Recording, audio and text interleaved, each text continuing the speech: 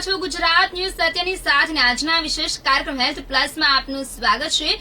દર્શક મિત્રો, હેલ્થ પ્લસમાં અમે અવારનવાર કોઈની કોઈ બીમારી અથવા તો કોઈ રોગ વિશે ચર્ચા કરતા હોય છે અને એમના જે નિષ્ણાંતો હોય છે તે નિષ્ણાંત જે ડોક્ટર અહીં આવે છે અને આપને એમના વિશે માર્ગદર્શન પૂરું પાડતા હોય છે। આપણે જાણીએ છીએ કે આપણા દેશમાં અને ખાસ કરીને સૌથી વધુ ડાયાબિટીસના દર્દીઓ હોય છે। જો તમે વિચારો તો તમારા આસપાસ ઘર પરિવારમાં અથવા તો કોઈને કોઈ એવા લોકો તો હશે જ કે જે ડાયાબિટીસથી પીડાતા હશે।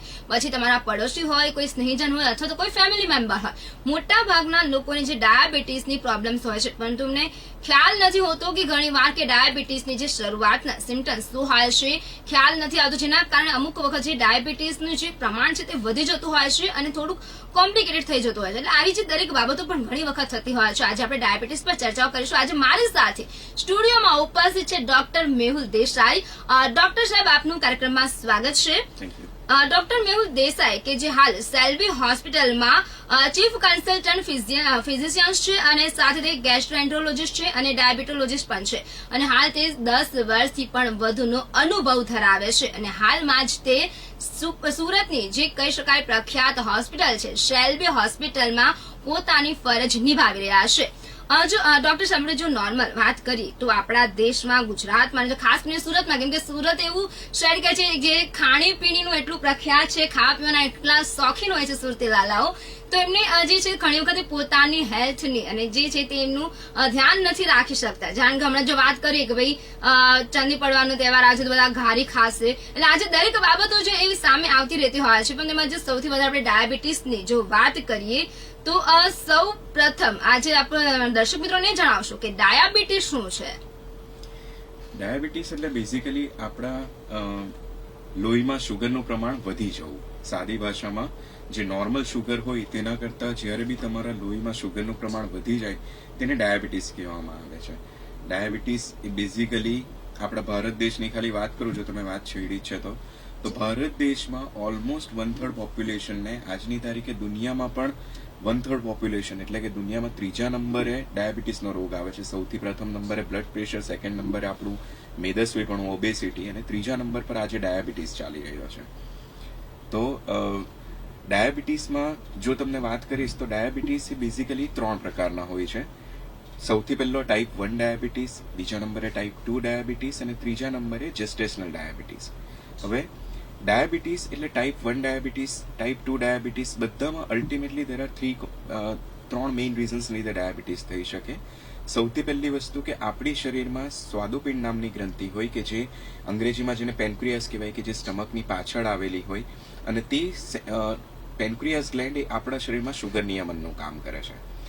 બેઝિકલી સાદી ભાષામાં ધારો કે કોઈ પેશન્ટને ડાયાબિટીસ નથી અને એવા પેશન્ટ જો ગમે એટલું શુગર કે ગમે એટલી મીઠાઈ ખાઈ લે, 2 કલાક પછી જ્યારે બી આપણે એમનું શુગર ચેક કરાવીએ તો એ નોર્મલ આવે। તે જ રીતે ધારો કે કોઈ પેશન્ટને ડાયાબિટીસ નથી અને એ ઉપવાસ કરશે અને તેમ છતાં બી એનું શુગર લેવલ ચેક કરાવશો તો એ નોર્મલ આવે। કેમ? કારણ કે આપણા શરીરમાં એ પેન્ક્રિયાસ ગ્લેન્ડ આપણા શરીરમાં શુગર નિયમનનું કામ કરે। સાદી ભાષામાં જ્યારે બી તમારી શુગર લેવલ ઘટી જાય તે ટાઈમે આમાંથી ગ્લુકોઝ આપણા લોહીમાં ભળતું હોય અને આપણા શરીરની શુગર લેવલને નોર્મલ લાવી દે। તે જ રીતે આપણે જ્યારે વધારે પડતી મીઠાઈ અથવા શુગર ખાઈ લેતા હોઈએ તે ટાઈમે આમાંથી ઇન્સ્યુલિન જરતું હોય અને આપણી શુગર લેવલને નોર્મલ લાવી દેતું હોય। તો બેઝિકલી જ્યારે બી આ ઇન્સ્યુલિનના જરવામાં ખામી હોય અથવા તો આપણા જે કોષો છે શરીરના એ ઇન્સ્યુલિનને જ્યારે અપટેક નહીં કરી શકે, ઇન્સ્યુલિનને વાપરી નહીં શકે, ત્યારે પેશન્ટને ડાયાબિટીસ થતો હોય છે। જી બિલકુલ। અને જો આપણે સામાન્ય રીતે વાત કરીએ તો કોઈ પણ પેશન્ટને ડાયાબિટીસ છે કેવી રીતે ખ્યાલ આવે? તમે જે રીતે વાત કરી કે સ્ટેપ 1, સ્ટેપ 2 અને સ્ટેપ 3, તો આખરીના જે લક્ષણો કયા હોય છે તો કેવી રીતે ખ્યાલ આવે કે આ જે દર્દી છે એને ડાયાબિટીસના લક્ષણો છે? બેઝિકલી ડાયાબિટીસના લક્ષણોની વાત કરીએ તો ડાયાબિટીસના લક્ષણોમાં 3 મેઇન પી આવતા હોય, એટલે કે પોલીયુરિયા, પોલીડિપ્સિયા અને પોલીફેજિયા। સાદી ભાષામાં પેશન્ટને વધારે પડતી તરસ લાગવી, પેશન્ટને યુરિન વધારે જવો અને પેશન્ટને એની સાથે સાથે ભૂખ વધારે લાગવી। આ બધાનું પેશન્ટને ભૂખ વધારે લાગતી હોય, પેશન્ટ ખાતો પણ વધારે હોય, તેમ છતાં બી પેશન્ટને હંમેશા વેઇટ લોસ થતો હોય, પેશન્ટને વીકનેસ અને ટાયર્ડનેસ લાગતી હોય, પેશન્ટને હંમેશા કમજોરી અને થકાવટ લાગતી હોય। એટલું જ નહીં પણ પેશન્ટને જ્યારે પણ ખાવાનું સમયસર નહીં મળે તો પેશન્ટને શરીરમાં ધ્રુજારી આવવા માંડવી, પેશન્ટને ઊંઘ આવવા માંડવી, પેશન્ટને ટાયર્ડનેસ, ફટીગ લાગવો, પેશન્ટ સૂઈ જવાની કોશિશ કરે, પેશન્ટ ઘણીવાર જો સમયસર ખાવાનું નહીં મળે તો પેશન્ટ ડ્રાઉઝી થઈને કોમામાં પણ જવા સુધીના કિસ્સાઓ બન્યા છે. જી બિલકુલ. અને જો તમે જે રીતે વાત કરી સ્ટેપ 1 અને સ્ટેપ 2 અને સ્ટેપ 3 જે ડાયાબિટીસ છે બરાબર છે, તો એમાં જે સ્ટેપ 1 માં છે એ કેવી રીતે ખ્યાલ આવે છે, અને જો સ્ટેપ 1 હોય તો એ કયા પ્રકારની ટ્રીટમેન્ટ થાય છે? કેમ કે ઘણા લોકો કેવું હોય છે કે ભાઈ ડાયાબિટીસ એટલે કે ઘણી વખત એની કે શરૂઆત જ છે, આપણે થોડું કંટ્રોલ કરી લઈશું, ખાવા પીવામાં થઈ જશે. એ લોકો જે ટ્રીટમેન્ટ કરાવવી જોઈએ, કે જે રિપોર્ટ્સ કરાવવા જોઈએ, કે જે ડોક્ટરને સમયાંતર બતાવવું જોઈએ નથી બતાવતા. એટલે જે આજે જે સ્ટેપ 1 ની જે શરૂઆત હોય ત્યારથી કઈ બાબતની કાળજી રાખવી જોઈએ, ટ્રીટમેન્ટ કઈ રીતે શરૂઆત કરવી જોઈએ? બેઝિકલી આમાં જે ટાઈપ 1 ડાયાબિટીસ, ઓકે, ત્રણ જે પ્રકારના ડાયાબિટીસ હોય, ટાઈપ 1, ટાઈપ 2 અને જેસ્ટેશનલ. ટાઈપ 1 ડાયાબિટીસ એટલે શું હોય કે આપણા સ્વાદુપિંડમાં જે ઇન્સ્યુલિન ઝરતા જે સેલ્સ હોય, એને અંગ્રેજી ભાષામાં આપણે બીટા સેલ્સ કહેતા હોઈએ, તો આ ઇન્સ્યુલિન ઝરતા સેલ્સમાં ખામી આવવાને લીધે પેશન્ટના શરીરમાં ઇન્સ્યુલિન ઝરતું નહીં હોય. જે ટાઈપ 2 ડાયાબિટીસ છે તેવા પેશન્ટોમાં ઇન્સ્યુલિન ઝરી રહ્યું હોય, પરંતુ જે આપણા કોષો ઇન્સ્યુલિનને શોષણ કરવા જોઈએ, શુગર લેવલને નોર્મલ લાવવું જોઈએ, તેમાં ખામી આવવાને લીધે પેશન્ટના જે ઇન્સ્યુલિન રિસેપ્ટર્સ જે હોય એમાં ખામી આવવાને લીધે પેશન્ટનું શુગર લેવલ વધારે રહેતું હોય. જેસ્ટેશનલ ડાયાબિટીસ એટલે કે ખાલી ને ખાલી પ્રેગ્નન્સી દરમિયાન પેશન્ટને સ્ત્રીઓને બેઝિકલી આપણું શુગર લેવલ જે છે તે ટેમ્પરરી પીરિયડ માટે હોર્મોનમાં ઇમ્બેલેન્સ આવવાને લીધે ડાયાબિટીસ આવતો હોય, જેને જેસ્ટેશનલ ડાયાબિટીસ કહેવાય, કે જે ઘણા બધા કેસીસમાં જેવી પ્રેગ્નન્સી પૂરી થાય, જેવી ડિલિવરી થાય એટલે એ પાછું નોર્મલ બી થઈ જતું હોય છે. તો બેઝિકલી જ્યારે પણ તમને ટાઈપ 1 ડાયાબિટીસ હોય એ નાની ઉંમરે જ થવામાં આવે. મોટે ભાગનું એને ઓટો ઇમ્યુન એટલે કે આપણા શરીરમાં રોગ પ્રતિકારક શક્તિની એલર્જીને લીધે આપણા શરીરમાં ટાઈપ 1 ડાયાબિટીસ આવતો હોય. આપણા બીટા સેલ્સ ખતમ થઈ ગયા હોય, કે જેને લીધે પેશન્ટનામાં ઇન્સ્યુલિન ઝરતું જ નહીં હોય. જ્યારે તમારા શરીરમાં ઇન્સ્યુલિન ઝરતું જ નહીં હોય તો પેશન્ટે લાઈફ લોંગ ઇન્સ્યુલિન લેવા જ પડે, એમાં તમારી ટેબ્લેટનો કોઈ અવકાશ આવતો નથી. જ્યારે તમને ટાઈપ 2 ડાયાબિટીસ છે તો એવા સંજોગોમાં તમારે મેડિસિન્સથી તમે ચલવી શકો, અને એ મોટી ભાગે મોટી ઉંમરે થતા હોય. એવું નથી કે નાની ઉંમરે બાળકોમાં નહીં થાય, પરંતુ મોટા ભાગે એ 35 to 40 યર્સની ઉંમર પછી આવતો હોય, કે જેમાં તમારે લાઈફ લોંગ ટેબ્લેટ લેવી પડે. એવા પેશન્ટોમાં ઇન્સ્યુલિનની જરૂર ત્યારે જ પડતી હોય કે જ્યારે તમારું કિડનીમાં કંઈ ખામી આવેલી હોય, અથવા તો પછી તમારા ટેબ્લેટથી તમારી શુગર લેવલ કંટ્રોલ નહીં રહેતી હોય. જી બિલકુલ. જે તમે વાત કરી કે જે ડાયાબિટીસના જે અમુક પ્રકાર છે એમાં જે ઇન્સ્યુરન્સ લેવી બહુ જરૂરી છે, કેમ કે એ લેવી જ પડે છે. પરંતુ જો આ ઇન્સ્યુરન્સ લાંબા સમયગાળા દરમિયાન જો લેવામાં આવે તો શું એનાથી કોઈ દર્દીઓને કોઈ પણ એના શરીરના અન્ય કોઈ ભાગમાં કોઈ પણ પ્રકારની સમસ્યાઓ થઈ શકે ખરી? અને જો ઇન્સ્યુરન્સ લેતા હોય તો સાથે કઈ કઈ બાબતોનું દર્દીઓએ અને એમના પરિવારજનોએ ખ્યાલ રાખવો જોઈએ? જુઓ, બેઝિકલી ઇન્સ્યુલિન લેવાથી કોઈ નુકસાન તો ના, કારણ કે અલ્ટિમેટલી ઇન્સ્યુલિન એ કોઈ બહારની વસ્તુ નથી. જે વસ્તુ તમારા શરીરમાં પ્રોડક્શન નથી થઈ રહ્યું, જે તમારું શરીર નથી બનાવી રહ્યું, એ વસ્તુ આપણે બહારથી તમારા શરીરમાં નાખી રહ્યા છે. તો ઇન્સ્યુલિન લેવાથી કોઈ નુકસાન કે શરીરમાં કોઈ પણ પ્રકારનું કિડની અથવા લીવર અથવા હૃદયને કોઈ પણ પ્રકારની ઇન્જરી કે નુકસાન થવાનો રિસ્ક તો ના. હા, જો તમે ઇન્સ્યુલિન વ્યવસ્થિત નથી લઈ રહ્યા, જો તમે ઇન્સ્યુલિનમાં બેકાળજી દાખવી રહ્યા છો, અથવા તો ઇન્સ્યુલિન લેતી વખતે જો તમે શરીરમાં વ્યવસ્થિત રીતે નથી નાખી રહ્યા, ઇન્સ્યુલિનને જે નાખવાની સાઇટ છે એના પર તમે બેકાળજીપૂર્વક ઇન્સ્યુલિન લેવ, તો એને લીધે તમને ઇન્ફેક્શન થવાના, અથવા તો જે ભાગ પર તમે ઇન્સ્યુલિન લઈ રહ્યા છો એ ભાગ પર લાઇપોડિસ્ટ્રોફી એટલે કે ચરબીમાં ઇન્ફેક્શન થવાના. એટલું જ નહીં, પરંતુ જે આપણી ઇન્સ્યુલિન જો તમે વ્યવસ્થિત જગ્યાએ જો નહીં મૂક્યો તો તમારા શરીરમાં એનું એબ્ઝોર્પ્શન નહીં થવાને લીધે તમારું શુગર લેવલ કંટ્રોલ નહીં આવવાના. આ બધા પ્રકારના કોમ્પ્લિકેશનો થઈ શકે. પરંતુ જો તમે વ્યવસ્થિત ડોક્ટર પાસે સલાહ લઈને જો તમે રેગ્યુલર ટાઈમસર ઇન્સ્યુલિન લઈ રહ્યા છો તો એને લીધે તમારા શરીરને લાંબે ગાળે કે ઇવન જિંદગીભર કોઈ પ્રકારનું નુકસાન નથી થતું. મતલબ ઘણા લોકોને મનમાં કેવી માન્યતા હોય છે કે ઇન્સ્યુરન્સ લે છે, લોંગ ટાઈમથી ડાયાબિટીસની ટેબ્લેટ્સ લે છે, તો એમને કેવું લાગતું હોય છે કે એમના જે છે તે આયુષ્ય પર અસર પડતી હોય છે. તો શું આજે ડાયાબિટીસની દવાઓ જે ઇન્સ્યુરન્સ લેવા એનાથી શું કોઈ આયુષ્ય પર શું કયા પ્રકારની અસરો થાય છે? જો ઇન્સ્યુરન્સ લેવામાં આવે તો કયા પ્રકારની અસર થાય છે? ઇન્સ્યુલિન લેતા હોય કે તમે ટેબ્લેટ લેતા હોય, ઘણા લોકોના મનમાં આ જ્યારે પણ હું મારા પેશન્ટોને જોઈ રહ્યા હું તો મોટાભાગના પેશન્ટોને આ સવાલ હોય છે, અથવા તો લોકો એવું ડરી રહ્યા છે કે ઇન્સ્યુલિન લઈશું અથવા ટેબ્લેટ અમે લઈશું તો એને લીધે કિડની ખરાબ થઈ જશે. અને આ માન્યતા બહુ ખોટી રીતની માન્યતા લોકોના મનમાં ઘર કરી ગઈ છે. બેઝિકલી તમે જ્યારે પણ ઇન્સ્યુલિન અથવા તો તમે ટેબ્લેટ લઈ રહ્યા છો તો એને લીધે તમારી કિડની, લીવર, તમારું હૃદય કે મગજ કોઈ જ નુકસાની થતી નથી. વળી પાછું રિપીટ કરીશ કે એને લીધે કોઈ પણ પ્રકારનું નુકસાન થતું નથી. તમે જ્યાં સુધી તમારા શુગર લેવલને ટેબ્લેટ અથવા ઇન્સ્યુલિનથી કંટ્રોલમાં રાખશો તો એને લીધે તમારા લીવર અને કિડની સેફ રહેશે. જ્યારે પણ તમારી કિડની અને લીવર જો પહેલેથી ડેમેજ છે તો એવા સંજોગોમાં અમુક પ્રકારની ડાયાબિટીસની દવાઓ તમે નહીં લઈ શકો અને એવા સંજોગોમાં ઘણીવાર પેશન્ટને અમારે ઇન્સ્યુલિન પર શિફ્ટ કરવા પડતા હોય છે. પરંતુ છેલ્લા 10 વર્ષમાં ઘણા બધા એડવાન્સમેન્ટ આવી ગયા છે. ઘણી બધી નવી દવાઓ પણ બજારમાં લોન્ચ થઈ કે જે ઇવન કિડની ડેમેજ હોય એવા પેશન્ટમાં પણ તમે સેફલી યુઝ કરી શકો છો. તો આ જે માન્યતા છે એ આપણે છોડવાની જરૂર છે. આપણે 21મી સદીમાં આવી ગયા છે. ડાયાબિટીસની ટેબ્લેટ અથવા ઇન્સ્યુલિનથી કોઈ પણ પ્રકારનું જિંદગીભર લેવાથી પણ કોઈ પણ પ્રકારનું કિડની અથવા લીવરને નુકસાન થતું નથી. અને એક બીજી વાત ડોક્ટર સાહેબ કે કેવું કે ઇન્સ્યુલિન હોય કે ટેબ્લેટ્સ હોય, કોઈ બી ડાયાબિટીસના જે પેશન્ટની દવા છે એને એક સમય ફિક્સ હોય છે કે આટલા વાગે લેતા હોય તો પછી રેગ્યુલર રોજ એટલા વાગે એ દવા લઈ લેવાની છે. ઇન્સ્યુલિન લેતા રોજ આટલા વાગે એ લોકો ઇન્જેક્શન્સ લે છે તો એટલા વાગે ઇન્જેક્શન્સ લઈ લેવાનું. એટલે જે આ જે ટાઈમની જે એક લિમિટ જે છે તો શું એ ટાઈમ લિમિટ જરૂરી છે આમાં?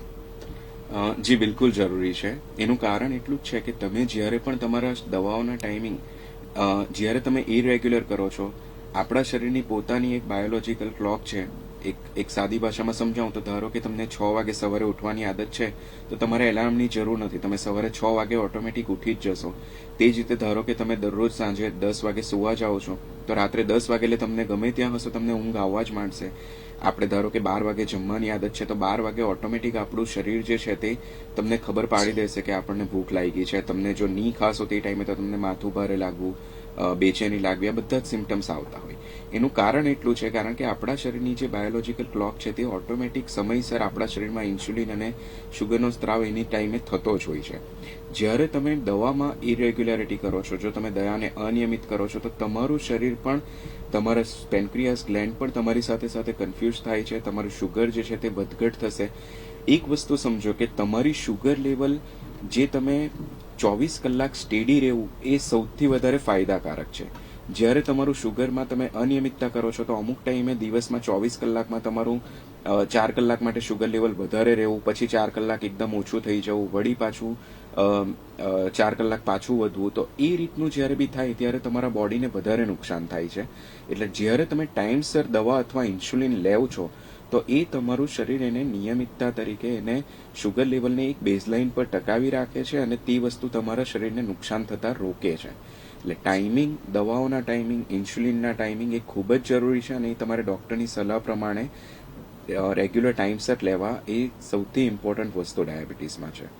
જી બિલકુલ, જે રીતે વાત કરી કે જે રેગ્યુલર જે ટાઈમિંગ છે એ ટાઈમિંગ પ્રમાણે દવાઓ લેવી છે. પણ ઘણા પેશન્ટો કેવું કરે કે ભાઈ થોડા દિવસ લેશે દવા, પછી લાગશે સુગર ચેક કરશે એકદમ નોર્મલ છે, જરૂર નથી દવાની, એટલે થોડા ટાઈમ માટે પાછી બંધ કરી દેશે. પછી પાછું જ્યારે એમને લાગશે પાછી એ જે છે દવાઓ લેવાનું સ્ટાર્ટ કરી દેશે. એટલે ઘણા દર્દીઓ જે છે તે આવા પ્રકારની જે બેકાળજી રાખતા હોય છે. જો આવી બેદરકારી રાખવામાં આવે દવા લેવામાં તો પછી એ દર્દીઓને કેવા પ્રકારની સમસ્યા થઈ શકે છે? ખૂબ જ સુંદર સવાલ છે એકચ્યુઅલી. આવા પેશન્ટો મારી પાસે ઘણી વાર આવે છે. એ લોકોના મનમાં એક ખ્યાલ એવો છે કે મારી શુગર લેવલ હું ટેબ્લેટ લઉં છું એનાથી નોર્મલ થઈ ગઈ છે એટલે મારો ડાયાબિટીસ સારો થઈ ગયો છે. એક વસ્તુ સમજો કે આપણી દુનિયામાં 3 રોગો એવા છે કે જેની દુનિયામાં કોઈ ટ્રીટમેન્ટ નથી.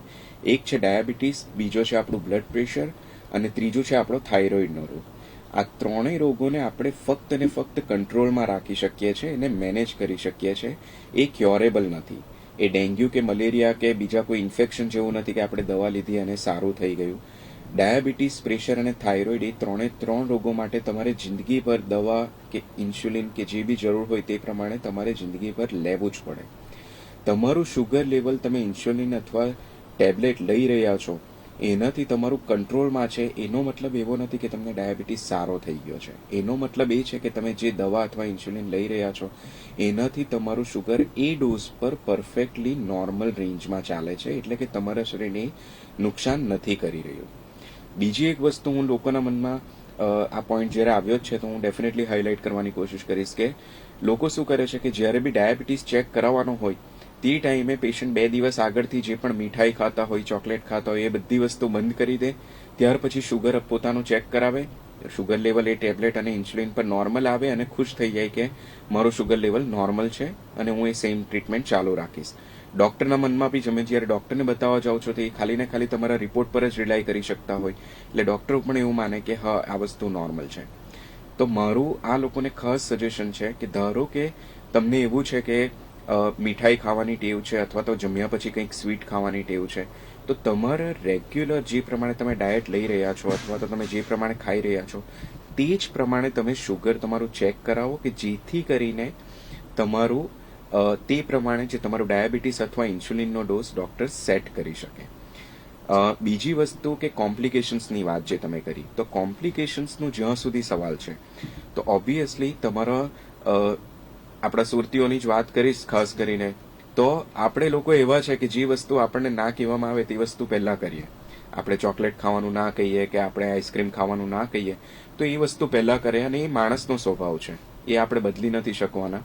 તો મારા કોઈ પણ પેશન્ટો અને મારી ફેમિલીમાં મારા મધર ફાધર બધાને ડાયાબિટીસ છે, પણ મેં કોઈ દિવસ એમને આ વસ્તુ નથી કીધી કે તમે આ વસ્તુ નહીં ખાઓ, આ વસ્તુ નહીં ખાઓ. હા, ડેફિનેટલી તમારે જે પણ વસ્તુ ખાઓ તેમાં મોડરેશન લાવવું જરૂરી છે. મોડરેશન એટલે કે પ્રમાણસર, અને જે ટાઈમે મન થયું છે, ફોર એક્ઝામ્પલ તમને ઉનાળાની સિઝન આવે છે અને કેરી ખાવાનું મન થાય છે, તો કેરી જ્યારે પણ તમે અડધી કેરી ખાઓ તો તે ટાઈમે તમે બાકીનું જે કાર્બોહાઈડ્રેટ છે, બાકીના જે શુગર લેવલ છે તેને તમે થોડુંક ઓછું કરી દો, અને એની કમ્પેરિઝનમાં એની અવેજીમાં તમે બીજી કેરીને અડધી કેરી ખાઓ તો એમાં કોઈ નુકસાન નથી થતું.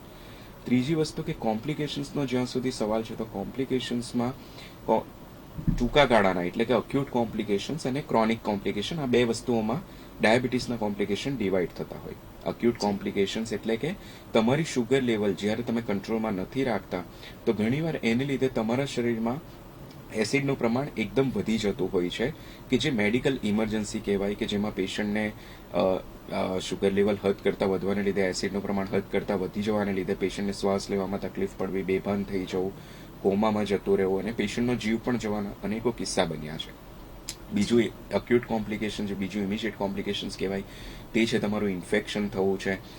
એટ ધ સેમ ટાઈમ તમારા શરીરમાં હાઇપોરોસ્મોલાર થવું, એટલે કે તમારા શરીરમાં જે પીએચનું, લોહીમાં જે પીએચનું બેલેન્સ રહે, એસિડ અને બેઝનું બેલેન્સ રહે, તે વસ્તુ ખોરવાઈ જવું, આ બધા જે છે તે અક્યુટ કોમ્પ્લિકેશન્સ આવે. લાંબા ગાળાના કોમ્પ્લિકેશન્સની વાત કરીશ તો બેઝિકલી આપણા કિડની અને લીવરને ઇન્જુરી થવી, બ્રેઇનમાં સ્ટ્રોક થવો, અથવા તો પછી તમારા પગમાં પેરિફેરલ વેસ્ક્યુલર ડિસીઝ એટલે કે પગમાં જે લોહીનો ભરાવો થવો જોઈએ, જે પગમાં લોહીનું પરિભ્રમણ થવું જોઈએ તેમાં નુકસાન થવું, પગના ચેતાતંતુઓ છે તે જે મરી જવા, જેને પેરિફેરલ ન્યુરોપેથી કહેવામાં આવે, કિડનીમાં જે નુકસાન થવું તેને ડાયાબિટીક નેફ્રોપેથી કહેવામાં આવે, શરીરમાં કોલેસ્ટ્રોલ અને એનો ભરાવો થવાને લીધે લાંબા ગાળે બ્લડ પ્રેશર તેમજ હૃદયરોગ જેવી બીમારીઓનો ઉદ્ભવ થવો. તો આ બધા જે છે તે લાંબા ગાળાના કોમ્પ્લિકેશન્સ છે.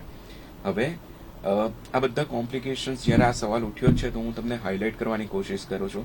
જેટલું થાય એટલું સિમ્પલ ભાષામાં કહેવાની કોશિશ કરીશ કે બેઝિકલી ડાયાબિટીસ આપણા શરીરને આ બધા કોમ્પ્લિકેશન કેમ કરે છે, કઈ રીતે નુકસાન કરે છે. તો ડાયાબિટીસ એટલે કે આપણા શરીરમાં શુગરનું પ્રમાણ વધવું એ બધાને ખબર છે, પરંતુ એક સાદી ભાષામાં સમજાવું તો હું 2 ગ્લાસ લઈ રહ્યો છું, એ 2 ગ્લાસમાંથી એક ગ્લાસમાં હું 1 ચમચી પાણી લઉં છું, બીજા ગ્લાસમાં 1 ચમચી પાણીમાં હું 3 ચમચી ખાંડ નાખી રહ્યો છું. હવે જે ગ્લાસમાં પાણી છે એનું ઊંધું કરીશ તો પાણી તેમાંથી તરત જ વહી જશે, ત્યાં સુકાશે થોડીક વારમાં, ત્યારે ખબર બી નહીં પડશે કે અહીંયા પાણી ઢોળાયું હતું. બીજા ગ્લાસમાં જેમાં મેં 1 ચમચી પાણીમાં 3 ચમચી ખાંડ નાખી છે, એવા ગ્લાસને જ્યારે હું ઊંધું કરીશ તો એ લિટરલી આપણી ચાસણી બની ગઈ હશે, મધ જેવું બની ગયું હશે. એ જ્યારે નીચે પડશે તો એકદમ ધીરેથી પડશે, ધીરેથી એ વહી શકશે. નોટ ઓનલી દેટ, અહીંયાથી અટકશે નહીં, પણ જ્યારે એ સુકાશે ત્યારે એમાં ગઠ્ઠા બની ગયા હશે. બરાબર છે. આપણા બોડીમાં પણ આ જ વસ્તુ થઈ છે કે જ્યારે તમારું લોહી શુગર લેવલ જ્યારે નોર્મલ છે ત્યારે એકદમ પાણી જેવું છે, એ નસોમાંથી ઇઝીલી વહી શકે છે, એ કોઈ જાતનું ક્લોટ કે એવા કંઈ બનતા નથી. જ્યારે જેમ જેમ તમારી શુગર લેવલ વધતી જાય છે ત્યારે તમારું લોહી જે છે તે એટલું જાડું થતું જશે, મધ જેવું, ચાસણી જેવું બનતું જશે. આવું લોહીને વહાવવા માટે હૃદયે વધારે ને વધારે જોરથી કામ કરવું પડે. એટલું જ નહીં, પણ વધારે ધક્કો મારવા જતા હૃદયમાં બી ધીરે ધીરે ખામીઓ આવવાના, હૃદય બી જે છે તે થાકી જવાના પ્રોબ્લેમ્સ રહેશે. ત્રીજી વસ્તુ કે તમારું લોહી જે છે તે નસોમાંથી આરામથી વહેશે નહીં, કે જેને લીધે તમને લાંબા ગાળે કોલેસ્ટ્રોલ અને એનો ભરાવો થશે.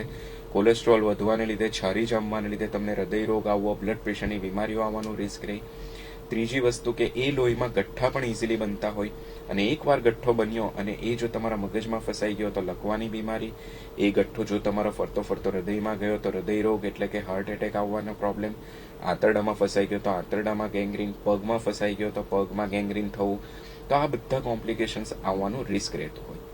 બીજી વસ્તુ કે જે રીતે આપણને જીવવા માટે શુગરની જરૂર છે, તે જ રીતે આપણા શરીરમાં જે બેક્ટેરિયા, વાયરસીસ જે પ્રવેશી રહ્યા છે, ખાસ કરીને આ કોવિડનો ટાઈમ છે તો એનું પણ હાઇલાઇટ કરવાની કોશિશ કરીશ કે કોવિડના ટાઈમમાં બી જ્યારે આપણા શરીરમાં બેક્ટેરિયા અને વાયરસીસ હોય તેને બી જીવવા માટે અલ્ટિમેટલી શુગર પર નભતા હોય છે. હવે પ્રોબ્લેમ શું થાય કે જ્યારે તમે તમારું શુગર લેવલ હાઈ છે તો ઓબ્વિયસલી આવા બધા રોગો પણ બહારના જે બેક્ટેરિયા, વાયરસીસ છે એ પણ તમને ઇઝીલી એટેક કરી શકે છે. એની સંખ્યા પણ વધવાને લીધે તમને ઇન્ફેક્શન થવાનું રિસ્ક, જે મેં આગળ વાત કરી, તે થવાનું રિસ્ક નોર્મલ માણસની કમ્પેરિઝનમાં વધારે રહે. ત્રીજી વસ્તુ કે ઇન્ફેક્શન સારું થવામાં પણ ટાઈમ લાગે. કેમ? કારણ કે જ્યારે તમારું શુગર લેવલ હાઈ છે તો આપણા બોડીનો જે ઇમ્યુન રિસ્પોન્સ કહેવાય, જે આપણી રોગ પ્રતિકારક શક્તિ છે, એ રોગ પ્રતિકારક શક્તિ આ બેક્ટેરિયા અથવા વાયરસીસને સારી રીતે ખતમ નથી કરી શકતી. એને લીધે તમારા વાયરસીસ અને બેક્ટેરિયા વધારે પડતા એગ્રીવેટ થાય છે. ખાસ કરીને કોવિડના ટાઈમમાં આ વસ્તુ વધારે લોકોને હાઇલાઇટ થઈ, લોકોને વધારે એના વિશે રિયલાઇઝેશન થયું. ચોથી વસ્તુ કે જ્યારે તમારું કિડની અને લીવરમાં પણ અલ્ટિમેટલી તમારો લોહીને એનો ભરાવો જે છે તે લોહી વ્યવસ્થિત નહીં ફરવાને લીધે તમારું કિડની અને લીવરમાં પણ ઇન્જુરી આવવાનું રિસ્ક રહે. પાંચમું અને સૌથી મોટું કોમ્પ્લિકેશન્સ કે જે મોસ્ટ ઓફ પેશન્ટ્સમાં જોવામાં આવે તે છે આપણા આંખોમાં જે છે તે તમારું પ્રેશર વધી જાય. લોહીની જે આંખની નસો જે છે એટલી બધી પાતળી હોય છે કે એમાં જરાક બી ક્લોટ કે જરાક બી તમારી છારી જામી ગઈ તો આંખોમાં લોહીનો સપ્લાય એકદમ ઘટી જાય, કે જેને લીધે તમને આંખોનું પ્રેશર વધવું એટલે કે ગ્લોકોમા કહીએ. બીજી વસ્તુ કે મોતિયો આવવો એટલે કે કેટરેક્ટ થવું, અને એ સિવાય સડનલી અંધાપો આવી જવો, આ બધા એના મેજર કોમ્પ્લિકેશન્સમાં હાઇલાઇટ થાય છે. તો અલ્ટિમેટલી હું જે કહેવાની ટ્રાય કરી રહ્યો છું છે એ છે કે ડાયાબિટીસને તમે જ્યાં સુધી કંટ્રોલમાં રાખો છો ત્યાં સુધી એ કોઈ જાતનું નુકસાન નથી કરતું. તમારું લોહી જે છે તે પાણી જેવું રહેશે કે જે ઇઝીલી નસોમાંથી વહી શકશે અને તમને ઘણા બધા આ જે કોમ્પ્લિકેશન્સ કહેવાય ડાયાબિટીસના, એનાથી તમને પ્રોટેક્શન આપશે.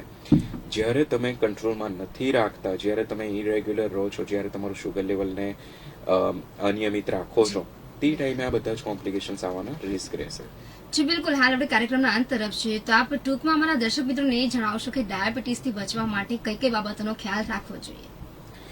સો બેઝિકલી જ્યાં સુધી એને બચવા માટે, જ્યાં સુધી એને રોકવા માટે, તો રોકવા માટે બેઝિકલી તમારું સૌથી પહેલી વસ્તુ તો છે કે જ્યારે તમને ડાયાબિટીસ નથી તે ટાઈમે તમે રેગ્યુલરલી એક્સરસાઇઝ કરતા રહો. 30 મિનિટનું જે આપણે નોર્મલ વોકિંગ કહેતા હોઈએ એ વોકિંગ કરવું, ખાવા પીવામાં થોડોક નિયમિતતા રાખવી, અને જ્યાં સુધી તમારી ફેમિલી હિસ્ટ્રી જો સ્ટ્રોંગ હોય, લોકોના મનમાં આવો બી ખ્યાલ છે કે મારી ફેમિલીમાં ડાયાબિટીસ નથી તો મને ડાયાબિટીસ નથી જ આવવાનો. લોકોના મનમાં બીજો એક ખોટો ખ્યાલ એવો છે કે હું બહુ શુગર ખાઈશ તો મને ડાયાબિટીસ આવી શકશે. ખાસ કરીને આપણા મમ્મી પપ્પા નાનપણથી જ આપણને કહેવાય કે બહુ મીઠાઈ નહીં ખા, આપણને ડાયાબિટીસ થઈ જશે. તો આ માન્યતાઓનું હું આજે ભાંગવાની કોશિશ કરું છું તમારા માધ્યમ મારફતે કે શુગર ખાવાથી, જ્યારે પેશન્ટને ડાયાબિટીસ નથી તો ગમે એટલી શુગર ખાવાથી પેશન્ટને ડાયાબિટીસ નથી થતો. આ માન્યતા ખોટી છે. જ્યારે તમને ડાયાબિટીસ થઈ ગયો છે ત્યાર પછી તમારે શુગરમાં તમારે નિયમિતતા રાખવી પડે છે. બીજી વસ્તુ કે ફેમિલી હિસ્ટ્રીમાં ડાયાબિટીસ નથી તો મને ડાયાબિટીસ નથી આવવાનો, આ માન્યતા પણ ખોટી છે. ફેમિલી હિસ્ટ્રીમાં ડાયાબિટીસ છે તો આવવાના રિસ્ક બહુ હાઈ છે, ડેફિનેટલી એ વસ્તુ સાચી છે. પરંતુ જસ્ટ બીકોઝ મારી ફેમિલીમાં કોઈને ડાયાબિટીસ નથી એટલે મને ડાયાબિટીસ નહીં આવશે, આ વસ્તુ સદંતર ખોટી છે. અને અહીંયા તમારું હેલ્થ ચેકઅપ તમને બહુ હેલ્પ કરશે ડાયાબિટીસને જલ્દી પકડી પાડવા માટે. હેલ્થ ચેકઅપનું કેમ આટલું બધું ઇમ્પોર્ટન્સ છે, કેમ એમાં પ્રી ડાયાબિટીસ અને ડાયાબિટીસ શું છે એનું વાત કરવાની કોશિશ કરું તો બેઝિકલી જ્યારે તમારું ફાસ્ટિંગ શુગર એટલે કે ભૂખ્યા પેટનું શુગર 100 ની નીચે છે તે નોર્મલ કહેવાય. જમવા પછીનું શુગર જે કહેવાય પોસ્ટ પ્રાન્ડિયલ શુગર એ 140 ની નીચે એ નોર્મલ છે. જ્યારે તમારું ભૂખ્યા પેટનું શુગર 126 ની ઉપર નીકળી જાય અને તે જ રીતે જમવા પછીનું શુગર 160 ની ઉપર નીકળી જાય તો એને ડાયાબિટીસ કહેવામાં આવે, કે જેમાં તમારે ટ્રીટમેન્ટ અથવા ઇન્સ્યુલિન પર જવું પડતું હોય છે. પરંતુ ભૂખ્યા પેટનું શુગર 100 થી 126 અને જમવા પછીનું શુગર 140 થી 160, આ જે રેન્જ છે તેને પ્રી ડાયાબિટીસ કહેવામાં આવે. જૂના જમાનામાં એને પ્રી ડાયાબિટીસ કહેતા, આજના જમાનામાં એનું નવું નામ ઇમ્પેર્ડ ગ્લુકોઝ ટોલરન્સ કહેવામાં આવે. અલ્ટિમેટલી બંને વસ્તુમાં કંઈ ફરક નથી, પરંતુ આ સ્ટેજ એવો છે કે જ્યારે જો તમે એ ટાઈમે ડાયટથી, એક્સરસાઇઝથી અને વેઇટ લોસથી જો તમે એને કંટ્રોલમાં લાવી શકો તો તમે ડાયાબિટીસને ડિલે કરી શકો છો, અથવા તો પછી ઘણા પેશન્ટો જો લાઈફ લોંગ એને કંટ્રોલમાં રાખી શકે તો એના દ્વારા તમે લાઈફ લોંગ બી વગર ડાયાબિટીસે તમે જીવી શકો છો. તો એકવાર જ્યારે તમને ડાયાબિટીસ આવી ગયો પછી તો તમારી પાસે ઓપ્શન છે જ નહીં કે તમે ટેબ્લેટ લેવ કે ઇન્સ્યુલિન લેવ કે નહીં લેવ, કે હું ગમે એટલી એક્સરસાઇઝ કરું, કે હું ગમે એટલું ખાવા પીવા પર ધ્યાન રાખીશ, મારે ટેબ્લેટ નથી લેવી. ત્યાર પછી તમે એકવાર જ્યારે ડાયાબિટીસના સ્ટેજ પર પહોંચો પછી આ બધી વસ્તુઓ તમને શુગર કંટ્રોલમાં હેલ્પ કરશે, શુગરને ક્યોર કરવામાં નહીં. બરાબર છે. અને જ્યાં સુધી તમારું કંટ્રોલની વાત કરીશ તો તમારું ઓબ્વિયસલી ડાયાબિટીસ, જે આપણા ગુજરાતીઓનો ડાયટ કહેવાય, તો આપણા ખાવાનામાં 70% કાર્બોહાઈડ્રેટ, ઘઉં ચોખા આવતા હોય છે. મુશ્કેલીથી 15 થી 20% પ્રોટીન આવતું હોય અને 10% આપણે ચરબી અને લીલા શાકભાજી લેતા હોઈએ. ડાયાબિટીસમાં આમાં ખાલી જરાક ફેરફાર કરવાની જરૂર હોય છે કે 50% કાર્બોહાઈડ્રેટ, 30% જેટલું તમારું પ્રોટીન અને 20%માં તમારે લીલા શાકભાજી અને મિનિમમ તમારી ચરબી. મતલબ કે જો ટૂંકમાં જોઈએ તો ખાસ ડાયટ પર ધ્યાન રાખવાની જરૂર છે. યસ. સેકન્ડ, સોરી તમારું 2 મિનિટ વધારે લઈશ કે એક્સરસાઇઝ, ડેફિનેટલી વેઇટ લોસ, તમારું પર કિલોગ્રામ વેઇટ લોસ એ તમારું શુગર જે છે તે 4 to 5 મિલીગ્રામ જેટલું ડ્રોપ થતું હોય છે. ત્રીજી વસ્તુ કે એક્સરસાઇઝ, ડેઇલી 30 મિનિટ્સની એક્સરસાઇઝ એ તમારા શરીરમાં ગ્લુકોઝ એટલે કે શુગરને કંટ્રોલ કરવામાં નિયમિત હેલ્પ કઈ રીતે કરશે તો ઇન્સ્યુલિનની સેન્સિટિવિટી વધારવાથી તમારું શુગર લેવલ કંટ્રોલમાં રાખશે. જી બિલકુલ ડોક્ટર સાહેબ, આપ જે આપણે હાલ વાત કરી ડાયાબિટીસ પર, આપ અમારા સ્ટુડિયોમાં અહીં ઉપસ્થિત રહ્યા અને અમારા દર્શક મિત્રોને આટલી સરસ માર્ગદર્શન આપ્યું એ બદલ આપનો ખૂબ ખૂબ આભાર. તો હતા ડોક્ટર મેહુલ દેસાઈ કે જેમને હાલ આપને આટલી સરસ ડાયાબિટીસ વિશે માર્ગદર્શન આપ્યું. જો આપ ડોક્ટર સાહેબનો રૂબરૂ સંપર્ક કરવા માંગતા હોય તો આપ સુરતની જે આપણી પ્રખ્યાત હોસ્પિટલ છે શેલ્બી હોસ્પિટલ, ત્યાં જઈને પણ આપ ત્યાં એમની વિઝિટ લઈ શકો છો. એમને રૂબરૂ સંપર્ક કરીને તમારે વધારે જો કોઈ જાણકારી મેળવવી તો તે મેળવી શકો છો. અત્યારે હાલ બસ આટલું. જોતા રહો ગુજરાત ન્યૂઝ સત્યની સાથે. નમસ્કાર.